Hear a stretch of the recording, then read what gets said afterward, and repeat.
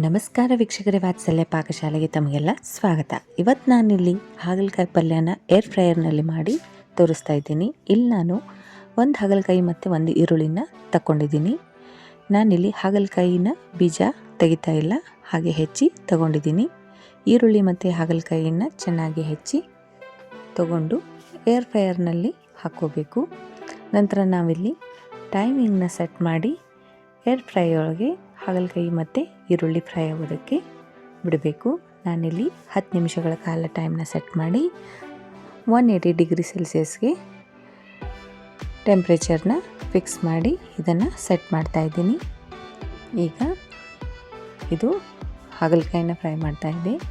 ಮಧ್ಯ ಇದನ್ನು ಸ್ವಲ್ಪ ತೆಗೆದು ಸ್ವಲ್ಪ ಕೈ ಆಡಿಸಿ ಮತ್ತು ಇದನ್ನು ಫ್ರೈ ಆಗೋದಕ್ಕೆ ತೆಗೆದು ಇಡಬೇಕು.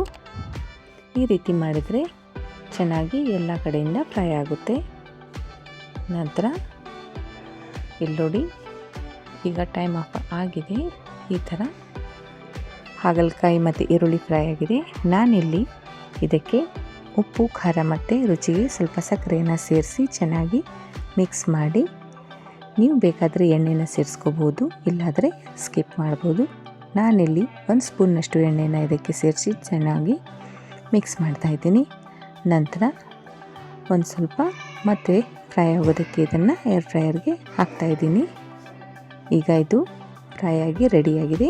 ಕೊತ್ತಂಬರಿ ಸೊಪ್ಪನ್ನು ಹಾಕಿ ಸರ್ವ್ ಮಾಡಿದರೆ ರುಚಿಯಾಗಿರೋ ಹಾಗಲಕಾಯಿ ಪಲ್ಯ ರೆಡಿಯಾಗಿದೆ. ಈ ರೀತಿ ನೀವು ಕಡಾಯಿಲಿ ಕೂಡ ಸ್ವಲ್ಪ ಎಣ್ಣೆನ ಬಳಸಿ ಫ್ರೈ ಮಾಡಿಕೊಂಡು ಮಾಡ್ಕೋಬಹುದು. ಒಮ್ಮೆ ಟ್ರೈ ಮಾಡಿ.